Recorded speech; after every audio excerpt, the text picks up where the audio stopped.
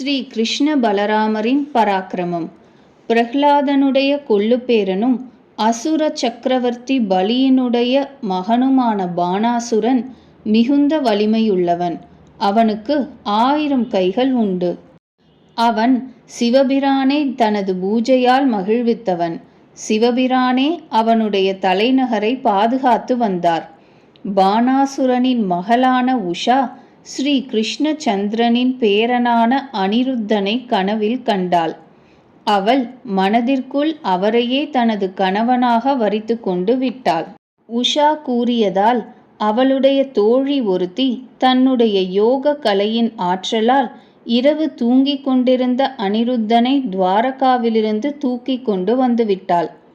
தனது மகளின் அந்தப்புரத்தில் அனிருத்தன் இருக்கிறான் என்ற விவரத்தை அறிந்த பானாசுரன் அவரை பிடித்து சிறைச்சாலையில் அடைத்துவிட்டான். தேவரிஷி நாரதரின் மூலம் அனிருத்தன் சிறைப்பட்ட செய்தியை அறிந்த ஸ்ரீ கிருஷ்ண பலராமர் யாதவ படையுடன் வந்தனர். பானாசுரனுக்கும் ஸ்ரீ கிருஷ்ண பகவானுக்கும் போர் நடைபெற தொடங்கியது. சிவபிரானும் தன் பக்தன் பானாசுரனின் பக்கம் போர் புரிய தன்னுடைய பூத பிரேதங்களுடன் வந்துவிட்டார். ஸ்ரீ கிருஷ்ணச்சந்திரன் பூத பிரேதங்களை பானங்களால் அடித்து விரட்டிவிட்டார். பின்பு அவர் விட்ட ஒரு அம்பின் சக்தியினால் சிவபிரானுக்கு தூக்கம் வந்துவிட்டது. விழித்ததும் சிவபிரான் தன் பக்தன் பானாசுரனின் உயிரை பறிக்க வேண்டாம் என்று கேட்டுக்கொண்டதற்கிணங்க ஸ்ரீ கிருஷ்ணச்சந்திரர் பானாசுரனின் 1000 கைகளில் 4 மட்டுமே மீதி இருக்கும்படி செய்தார். பானாசுரன் ஸ்ரீ கிருஷ்ணச்சந்திரனிடம் தன்னுடைய குற்றத்திற்காக மன்னிப்பு கேட்டதுடன் தன் மகள் உஷாவை அனிருத்தனுக்கு திருமணம் செய்தும் கொடுத்தான். ஸ்ரீ கிருஷ்ணச்சந்திரனின் மகன் சாம்பன் துரியோதனனுடைய மகள் லக்ஷ்மணாவை அவளது சுயம்வரத்தின் போது தூக்கி வந்து தன்னுடைய தேரில் அமர்த்தி கொண்டார். அக்காலத்தில் பலசாலியான அரசகுமாரன் இவ்விதம் ஒரு அரசகுமாரியை திருமணம் செய்து கொள்வது தவறாக கருதப்பட்டது இல்லை. ஆனால் துரியோதனன், கர்ணன் ஆகியோருக்கு சாம்பன் செய்த இந்த செயல் பிடிக்கவில்லை. அவர்கள் எல்லோரும் சேர்ந்து தனியாக இருந்த சாம்பனை தோற்கடித்து பிடித்துவிட்டனர்.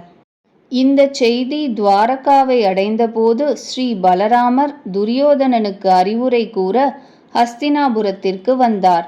துஷ்டனான துரியோதனன் பலராமரின் பேச்சை கேட்காதது மட்டுமின்றி அவரிடம் கடுமையான வார்த்தைகளை கூறினான்.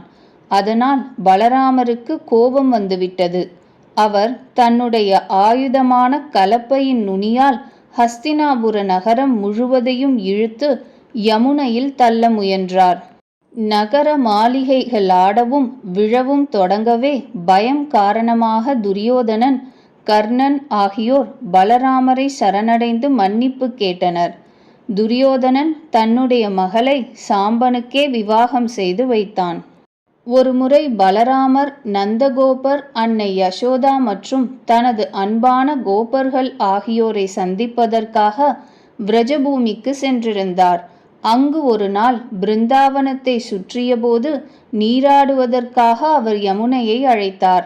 அழைத்ததும் யமுனை வராததால் சர்வ சக்திமானான பலராமர் தனது கலப்பையினால் யமுனையின் பிரவாகத்தையே தன்னிடம் இழுத்துவிட்டார். காசிக்கு அருகே ஒரு சிறிய அரசு இருந்தது. அதனுடைய அரசனின் பெயர் பவுண்ட்ரகன் என்பதாகும். அவன் காசி மன்னனோடு தோழமை உடையவன். அவன் தன் 2 கைகளை தவிர மேலும் மரத்தாலான கைகளையும் இணைத்து கொண்டு தானே வாசுதேவன் என்று கூறி வந்தான். பலராமர் துவாரகாவிலிருந்து விரஜபூமிக்கு சென்றிருந்த போது அவன் ஸ்ரீ கிருஷ்ணச்சந்திரனிடம் தூதன் மூலம், நான் தான் பகவானின் அவதாரம்.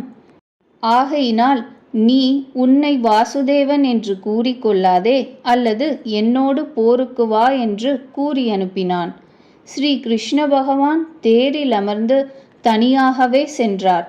போரில் அவர் பவுண்ட்ரகனையும் அவனது நண்பன் காசிராஜனையும் படைகளோடு கொன்றுவிட்டார்.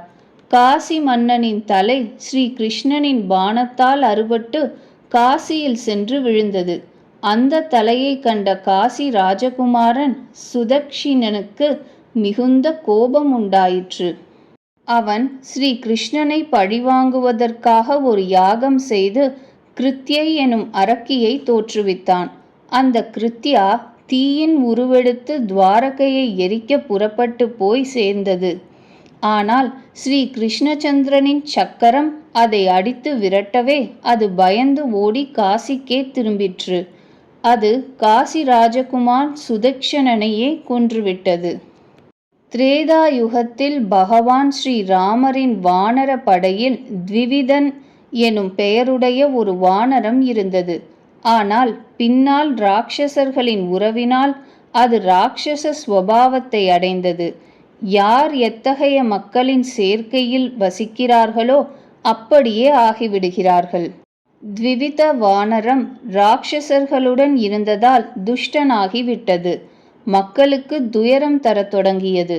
அது தோட்டங்களை பாழாக்குவதும் கிராமங்களுக்கு தீயிடுவதும் கடல் நீரை பொழிந்து கரையிலுள்ள கிராமங்களை அடித்துச் செல்ல விடுவதுமாக இருந்தது. விரஜத்திலிருந்து திரும்பிய ஸ்ரீ பலராமர் துவாரகாவில் ரைவதகம் என்னும் மலையில் ஒரு நாள் நீராடி கொண்டிருந்தார். அந்த துஷ்ட வானரம் அப்பொழுது அங்கு வந்தது. அது பலராமர் கரையில் வைத்திருந்த ஆடைகளை கிழித்துவிட்டது.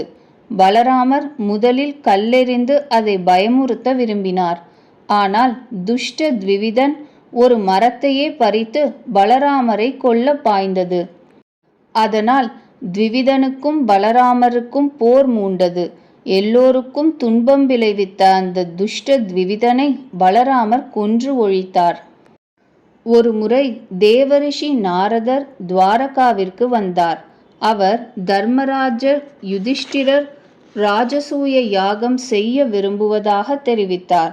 பூமியிலுள்ள எல்லா மன்னர்களையும் வென்று யார் ராஜசூய யாகம் செய்கிறார்களோ அவரே சக்கரவர்த்தி என்று அழைக்கப்படுகிறார்.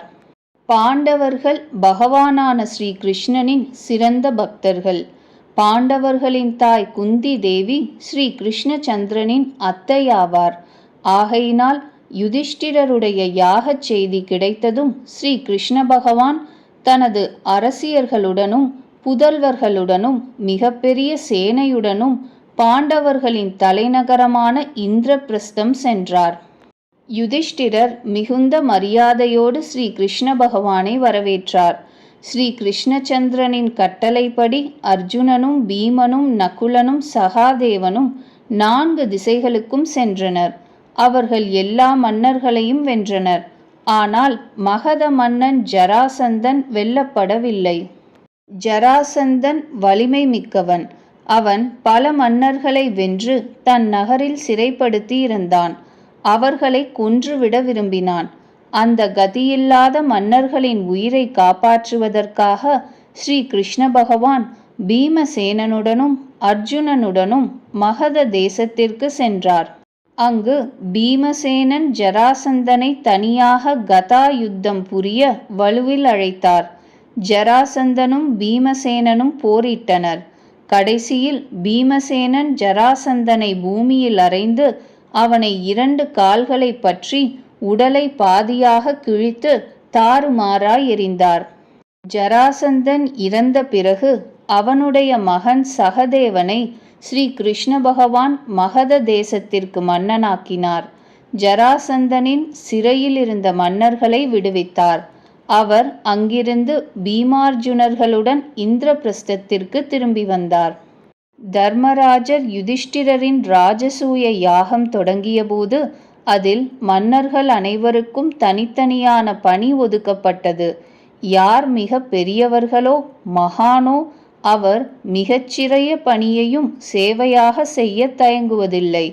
பகவான் ஸ்ரீ கிருஷ்ணன் அந்த யாகத்திற்கு வந்த விருந்தினரின் கால்களை கழுவும் பாத பூஜை செய்யும் பணியை ஏற்றுக்கொண்டார். யாகத்திற்கு வந்தவர்களை பூஜை மரியாதை செய்வது வழக்கம். யார் எல்லோரிலும் உயர்ந்தவரோ அவருக்கு முதலில் பூஜை செய்ய வேண்டும். அந்த யாகத்திற்கு மிக உயர்ந்த தேவர்களும் முனிவர்களும் மன்னர்களும் வந்திருந்தனர். எல்லோரிலும் பெரியவர் ஸ்ரீ கிருஷ்ண பகவான்தான் என்று சகதேவன் கூறிய பேச்சை அனைவரும் ஒப்புக்கொண்டனர். யுதிஷ்டிரர் எல்லோருக்கும் முன்பு ஸ்ரீ கிருஷ்ணனுக்கு பூஜை செய்தார். அங்கு சிசுபாலனும் இருந்தான். சிசுபாலன் பிறந்ததிலிருந்தே ஸ்ரீ கிருஷ்ணனிடம் வைரம் பாராட்டி வந்தான். ஸ்ரீ கிருஷ்ணனுக்கு அளிக்கப்பட்ட முதல் மரியாதையை அவனால் பொறுத்து கொள்ளவே முடியவில்லை. அவன் உடனே எழுந்து எல்லோரின் முன்னிலையிலும் வசை பாடத் தொடங்கினான். முதலில் ஸ்ரீ கிருஷ்ணன் அவனது வசைகளை பொறுத்து கொண்டே இருந்தார். ஆனால் மேலும் அதிகமாக உளறிக்கொண்டே வாளை உருவிக்கொண்டு கொல்வதற்காக மேலே பாயவே ஸ்ரீ கிருஷ்ண பகவான் தன்னுடைய சக்கரத்தால் அவனது தலையை வெட்டி தள்ளினார். சால்வன் சிசுபாலனின் தோழர்களில் ஒருவன். அவன் தவம் புரிந்து சிவனை மகிழ்வித்தவன். சிவபிரான் கூறியபடி மயன் என்னும் தானவன் அவனுக்கு ஆகாயத்திலும் நீரிலும் பூமியிலும் செல்லத்தக்கதான ஒரு விமானத்தை செய்து கொடுத்தான். சிசுபாலன் கொல்லப்பட்ட பிறகு சால்வன் பெரும் படையுடன் அந்த விமானத்தில் ஏறி துவாரகாவின் மீது படையெடுத்தான். அச்சமயம் ஸ்ரீ கிருஷ்ண பகவான் இந்திரபிரஸ்தத்திலிருந்து திரும்பவில்லை. ஸ்ரீ கிருஷ்ணனின் மூத்த புதல்வன் பிரத்யும்னனுடன் சால்வன் போரிட்டான். போர் நடந்து கொண்டிருக்கும் போதே ஸ்ரீ கிருஷ்ண பகவானும் இந்திரபிரஸ்தத்திலிருந்து வந்துவிட்டார். பகவான் ஸ்ரீ கிருஷ்ணன் தன்னுடைய கதையினால் சால்வனுடைய விமானத்தை தூள் தூளாக்கி விட்டார். சக்ராயுதத்தால் சால்வனுடைய தலையை அறுத்துவிட்டார். சால்வனுடைய நண்பன் தந்தவக்திரன் மலை போன்ற பெரும் உடலும் மிகுந்த பலமும் பொருந்தியவன். சால்வன் இறந்ததுமே அவனும் கதையை எடுத்துக்கொண்டு ஸ்ரீ கிருஷ்ண பகவானிடம் போர் புரிய வந்தான். வந்ததுமே தந்தவக்திரன் ஸ்ரீ கிருஷ்ணச்சந்திரனின் மார்பில் கதையால் அடித்தான். அவனது கதை தாக்கியும் கூட ஸ்ரீ கிருஷ்ண பரமாத்மாவிற்கு சிறிதும் அசைவே இல்லை. ஆனால் ஸ்ரீ கிருஷ்ண பகவான் தந்தவக்திரனின் மார்பில் கதையால் அடித்ததும் அவனது மார்பு பிளந்து விட்டது. அவன் வாயில் குருதி கொப்பளிக்க விழுந்து இறந்து விட்டான். தந்தவக்திரனின் சகோதரன் விதூரதன் மறுபடியும் போர் புரிய வந்தான். அவனும் ஸ்ரீ கிருஷ்ண பகவானால் கொல்லப்பட்டான். இவ்விதம் உலகிலுள்ள தர்மாத்மாக்களுக்கு துன்பம் விளைவித்து வந்த அனைத்து துஷ்ட ஜனங்களை கொன்று ஸ்ரீ கிருஷ்ண பகவான் பூமி பாரத்தை போக்கினார்.